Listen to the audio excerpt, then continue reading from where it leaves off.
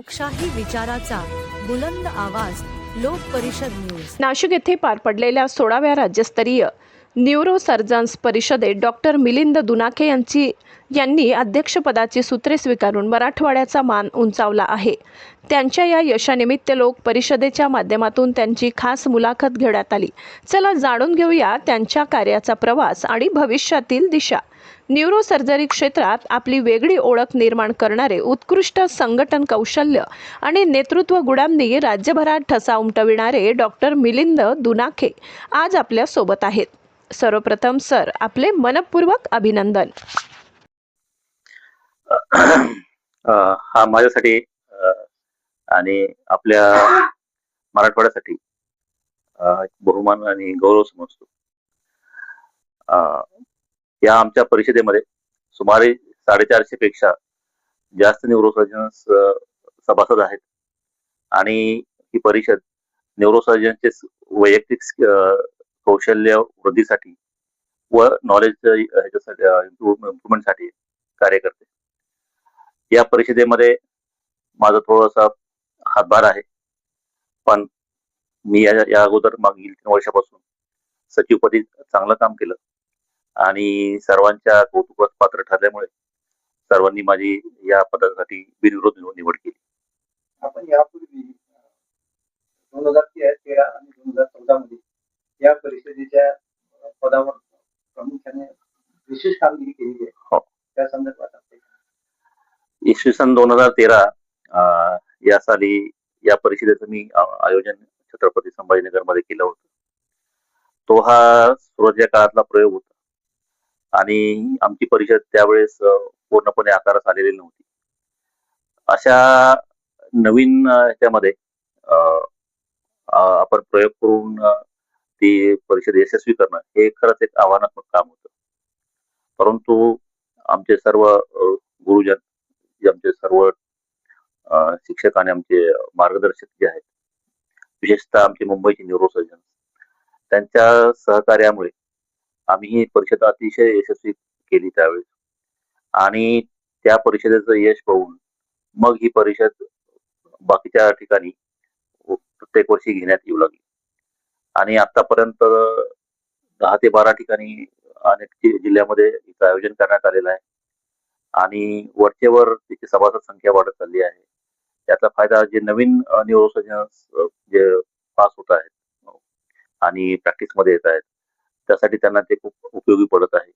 तसेच जे जुने न्यूरोसर्जन्स आहेत किंवा जे सिनियर आहेत त्यांनाही आजकालच्या जगामध्ये जे काही नवीन डेव्हलपमेंट होत आहे, नवीन नवीन जी टेक्नॉलॉजी येत आहे त्याची त्यांना ओळख होत आहे आणि त्यासाठी आम्ही कार्यशाळेचं सुद्धा आयोजन करत आहोत आणि ह्या मागच्या परिषदेमध्ये आम्ही सुमारे 9 कार्यशाळा आयोजित केल्या होत्या आणि त्यासाठी भरभरून प्रतिसाद मिळाला।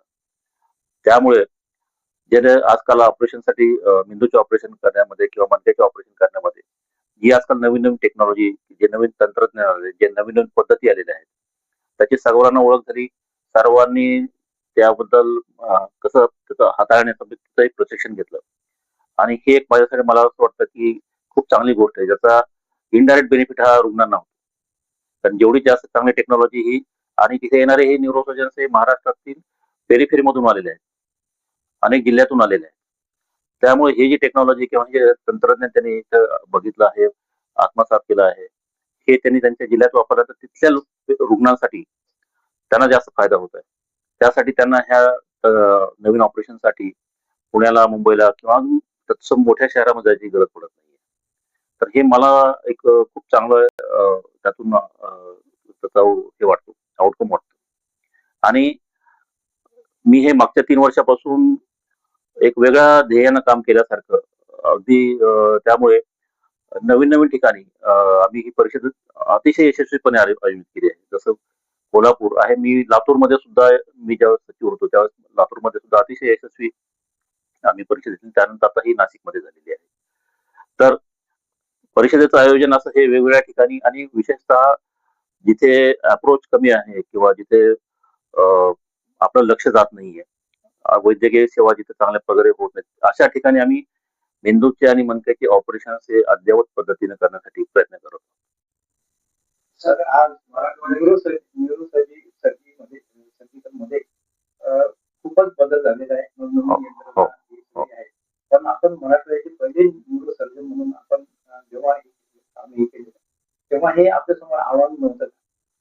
त्यावेळेस ही टेक्नॉलॉजी नव्हती, म्हणजे ती होती पण ती प्राथमिक अवस्थेत होती. त्यामुळे ती शिकणं आणि ती इकडे आणणं हे थोडंसं त्या काळात शक्य नव्हतं. परंतु आता जसं टेक्नॉलॉजी थोडीशी डेव्हलप होत गेलेली आहे आणि त्याचं जे काही व्हिज्युअल आउटकम किंवा जे काही परफॉर्मन्स आहे त्याचा आणि त्याचा सक्सेस रेट हा चांगला आहे. ज्याच्यामध्ये जसा रुग्णाला फायदा होतो. तसं अगोदरच्या काळामध्ये मणक्याचे ऑपरेशन्स हे ओपन करून केले जातात, ओपन पद्धतीनं. आजकाल ते एंडोस्कोपीवर आम्ही शिफ्ट होतोय त्यामध्ये. आणि हे जे एंडोस्कोपीचं जे काय समजा उदाहरणार्थ तंत्रज्ञान आहे, याचं आम्ही तिथं कार्यशाळा घेतली. तिथे ते आम्ही इक्विपमेंट आणले आणि तिथे या सगळ्या न्यूरोसर्जन्सना ज्यांचा इंटरेस्ट होता, काही जे सीनियर आहेत किंवा जे नवीन आहेत आणि त्यांनी त्याचा फायदा हे करून अनुभव घेऊन ते त्यांच्या गावी किंवा त्यांच्या जिल्ह्याच्या ठिकाणी हे तंत्रज्ञान ते वापरत आहेत. न्यूरो सर्जरीमध्ये आपण अत्युच्च शिक्षण प्राप्त केलेलं आहे आणि जपानमध्ये सुद्धा आपण तिथे हे करून कौशल्य आपण संपादन केलेले आहे. हो. आणि अनेक संस्थांनी आपला गौरव देखील केलेला आहे की आपल्या न्यूरो सर्जरीमध्ये अतिशय मोलाचं योगदान आहे. हो. त्याबद्दल आपली प्रतिक्रिया.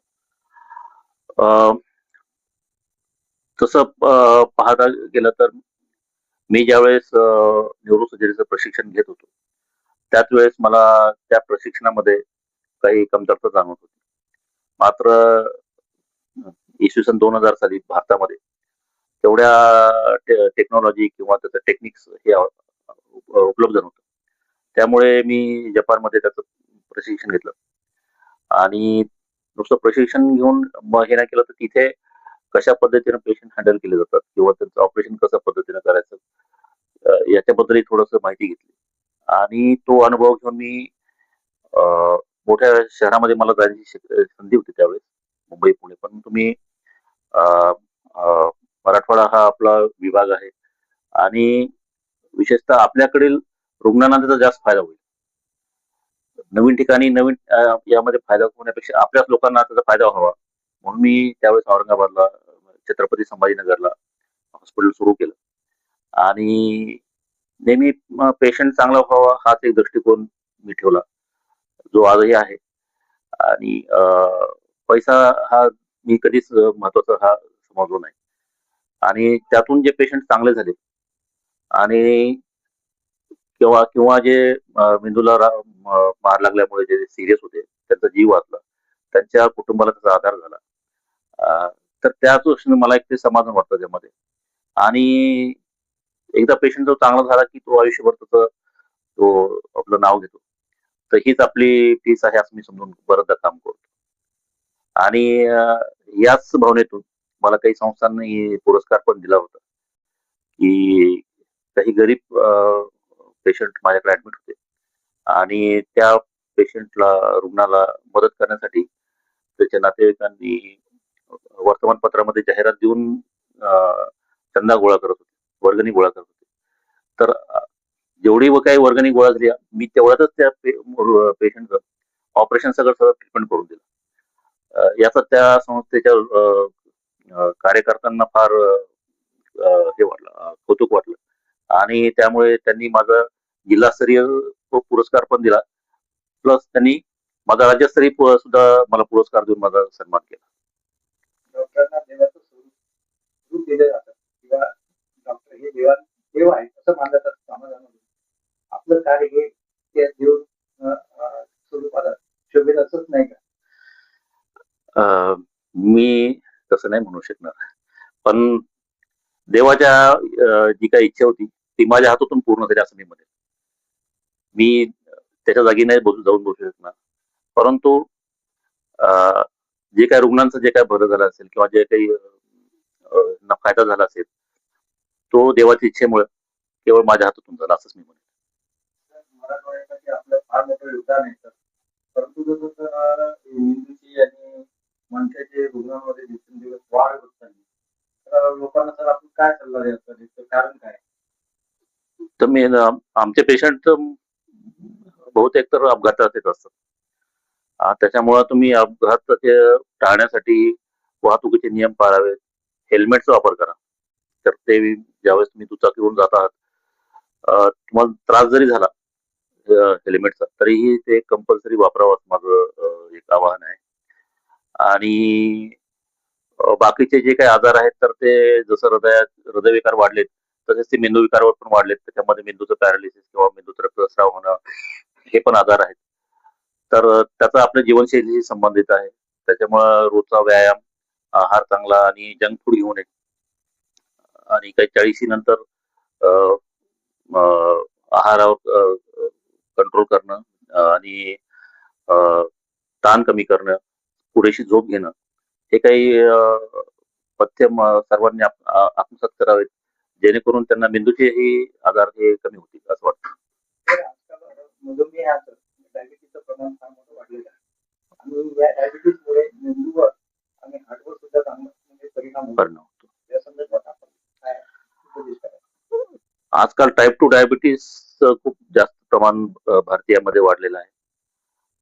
त्याची अनेक कारणं तर आहेतच, पण मानसिक ताण आणि मला असं वाटतं की जे केमिकल्स आपल्या शरीरात येत आहेत, वेगवेगळ्या माध्यमातून आपण जे काही फूड घेतो, त्यातूनही डायबिटीसचं प्रमाण वाढतं असं प्राथमिक निरीक्षण असं मला वाटतं त्यामध्ये. तर मानसिक ताण कमी करणं, वजन नियंत्रणात ठेवणं आणि व्यायाम करणं. मी तर यापुढे जाऊन सर्वांनी योगा करणं हे पण आवश्यक आहे असं मला वाटतं. तोही एक आपल्या जीवनशैलीचा भाग बनवावा.